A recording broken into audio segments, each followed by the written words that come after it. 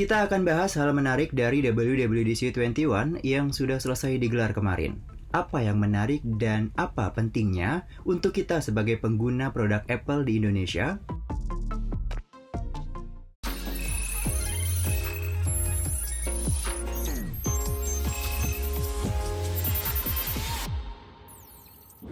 Update seputar gadget dan teknologi bersama saya Arifin. Anda menyaksikan Uptech.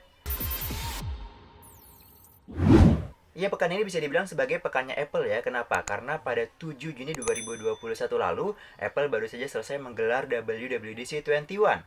Dan sebelum kita bahas lebih jauh soal WWDC 21 ini, saya mau kasih tahu kamu dulu nih, sebenarnya apa sih WWDC ini dan kenapa Apple setiap tahun rutin menggelar acara ini?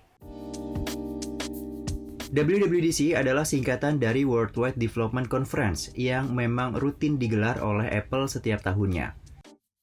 WWDC jadi event Apple untuk memperkenalkan pembaruan dari sistem operasi untuk perangkat Apple, seperti iPhone, iPad, MacBook, Apple Watch, dan lainnya.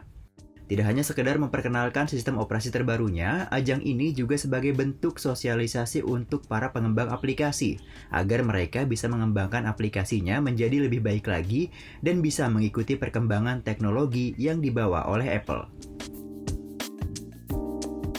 Ya, jadi udah ada gambaran ya sebenarnya seperti apa sih event WWDC dan untuk apa sebenarnya event WWDC ini. Tapi bisa saya garis bawahi bahwa memang sebenarnya event ini diperuntukkan untuk developer. Tapi menurut saya pribadi, ini nggak cuma buat developer aja, tapi juga buat kita pengguna produk Apple juga sebaiknya perlu tahu sih seperti apa perkembangan sistem yang memang sudah dikembangkan oleh Apple. Oke, di luar itu semua, saya akan menyampaikan informasi penting tentang event yang baru saja digelar kemarin. Yang menurut saya cukup penting adalah pembaruan untuk pengguna FaceTime. Karena sekarang FaceTime tidak lagi hanya dikhususkan untuk pengguna device Apple saja, tapi juga bisa digunakan oleh pengguna Android dan juga Windows PC. Ini menarik, kenapa? Karena Apple akhirnya berani bersaing nih untuk bersaing dengan beberapa aplikasi video conference lainnya seperti Zoom dan juga Google Meet. Apakah Apple akan berhasil merebut pasar dari Zoom dan Google Meet dengan melebarkan si FaceTime ini? Dan kalau dilihat-lihat FaceTime akhirnya bisa dibuka dan tidak lagi eksklusif untuk Apple, apakah aplikasi berikutnya seperti iMessage juga akan dibuka untuk pengguna lainnya? Fitur FaceTime tidak lagi eksklusif diperuntukkan pada pengguna Apple device saja. Ya, pengguna Android dan Windows PC nantinya juga akan bisa menikmati fitur ini secara gratis. Cara kerjanya, pengguna Apple bisa membuat jadwal meeting atau video conference dan mengundang orang lain yang bukan pengguna device Apple melalui link atau tautan yang bisa dikirimkan melalui aplikasi pesan atau email. Jadwal video conference ini pun bisa diatur dan langsung tersinkronisasi dengan aplikasi kalender pengguna.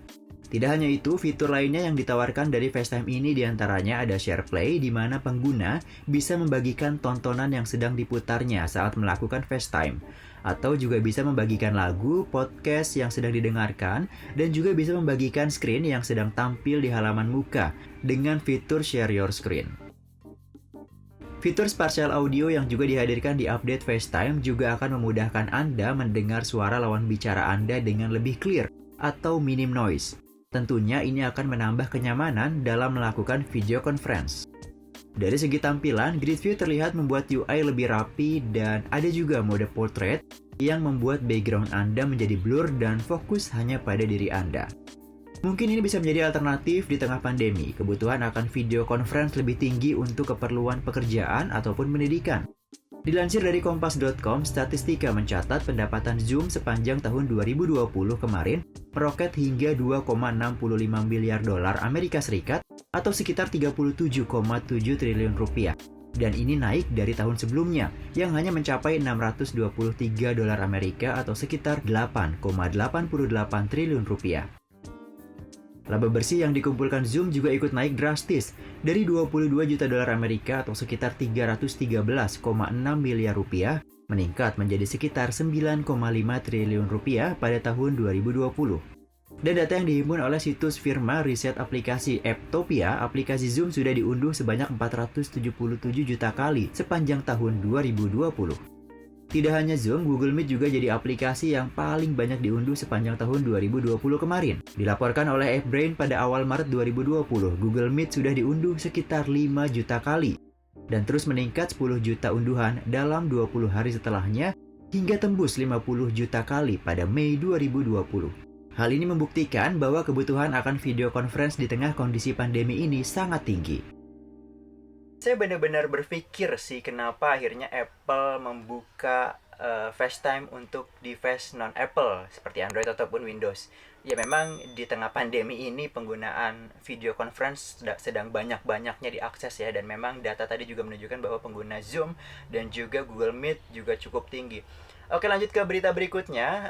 Apple akhirnya juga merilis iOS, tapi untuk iOS yang sekarang ini spesial. Kenapa? Untuk pengguna iPhone 6s dan iPhone SE generasi pertama ini masih kebagian update untuk mendapatkan iOS versi 15. Wow, ini menarik banget karena iPhone lawas seperti 6s dan juga SE generasi pertama ini udah pakai chipset yang bisa dibilang cukup jadul ya, dan ini adalah device yang bisa dibilang paling banyak mendapatkan update ya dari Apple. Dan juga untuk Anda pengguna Apple Music, sekarang ada pembaruan nih, ada fitur baru yang diberi nama Dolby Atmos dan juga Apple Lossless Audio. Seperti apa fitur baru yang ditawarkan oleh Apple Music ini? Ini dia beritanya. Kabar gembira jika Anda pengguna iPhone 6s dan iPhone SE generasi pertama, ponsel tersebut masih bisa menikmati pembaruan software tahun ini. Meski sudah berusia 6 tahun, nampaknya Apple masih memperhatikan ponsel lawasnya tersebut. Pertanyaan berikutnya adalah ponsel dengan chipset lawas yaitu Apple A9 ini apakah masih bisa mendapatkan fitur esensial sepenuhnya? Dan apakah performanya masih sanggup untuk menjalankan semua pembaruan yang ada di iOS 15 ini?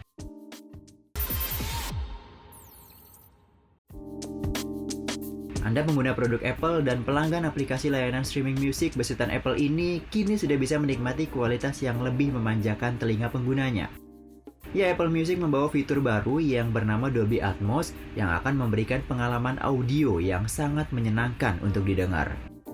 Fitur ini bekerja pada perangkat iPhone seri 7 ke atas dengan sistem operasi iOS terbaru, iPad Pro generasi ketiga ke atas, dan perangkat lainnya. Dan fitur ini juga baru bisa Anda nikmati dengan menggunakan perangkat audio berupa AirPods, AirPods Pro, AirPods Max, Beats 10, Beats Solo 3, Beats Studio 3, Power Beats 3, dan Beats Flex, Power Beats Pro, dan Beats Solo Pro. Jadi nggak semua produk audio kompatibel ya dengan fitur ini. Ya, jadi agak bingung juga sih dengan hadirnya fitur Dolby Atmos di Apple Music tadi karena ada syarat harus pakai device tertentu juga buat bisa menikmati fitur itu. Dan inilah ekosistem yang dibangun oleh Apple yang memang kalau mau menikmati fitur itu harus pakai ya device yang memang juga sesuai dengan produknya. Oke, selain itu juga ada produk lainnya atau berita lainnya yang memang menarik juga di WWDC 21 kemarin, yaitu adalah fitur Universal Control. Ini menarik, kenapa? Karena kita bisa saling berpindah-pindah gadget atau bisa saling menggunakan gadget ini secara bersamaan seperti MacBook, iMac, dan juga iPad secara bersamaan, dan bisa saling memindahkan dokumen juga secara seamless. Ini bikin ekosistem Apple tuh semakin kesini semakin canggih dan semakin memanjakan penggunanya. I can even drag and drop files between my devices. I'm just going to take this drawing I finished on my iPad and drop it on the Keynote on my Mac. Awesome. Hadirnya macOS Monterey memungkinkan Anda yang sudah berada di ekosistem Apple bisa terhubung antar perangkat dengan sangat mudah tanpa memerlukan kabel. Cara menghubungkannya hanya dengan menyamakan iCloud account pada ekosistem Apple ini. Dalam demo terlihat kalau kita bisa berpindah device menggunakan keyboard dan mouse ataupun trackpad dengan sangat mudah. Tidak hanya itu, memindahkan dokumen dan file juga semudah drag and drop dari satu device ke device lainnya. Menarik ya? Ya, di segmen terakhir ini saya akan bahas rumor-rumor yang kemarin sempat santer terdengar sebelum gelaran WWDC 21. Tapi ternyata rumor tersebut belum bisa terrealisasi atau belum bisa kita buktikan kebenarannya ya. Kenapa? Karena tidak benar adanya. Yang sempat ramai kemarin adalah rumor tentang hadirnya MacBook Pro keluaran terbaru dengan ukuran 16 inci dan juga 14 inci dengan chipset terbarunya yang diperkirakan bernama chipset Apple M1X atau Apple M2. Ini juga belum bisa terkonfirmasi. Tapi selain rumor itu, ada juga berita banyak beredar nih belakangan ini, foto-foto tentang iPhone 13 dan juga Apple Watch generasi ke-7. Seperti apa beritanya? Ini dia.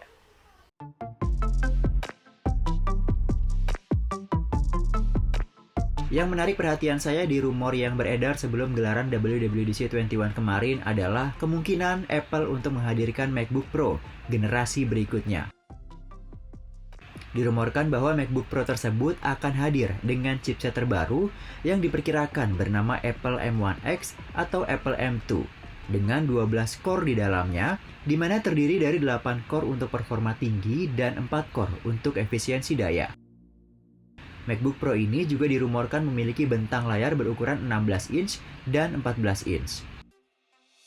Dan yang paling membahagiakan sebenarnya adalah beredarnya foto MacBook Pro generasi berikutnya yang dilengkapi dengan HDMI dan SD card port. Yaps, angin segar untuk mereka yang sangat merindukan port.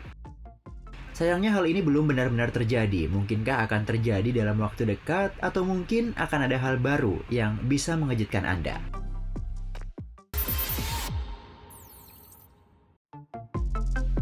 Selain MacBook, beredar juga foto render iPhone generasi berikutnya yaitu iPhone 13.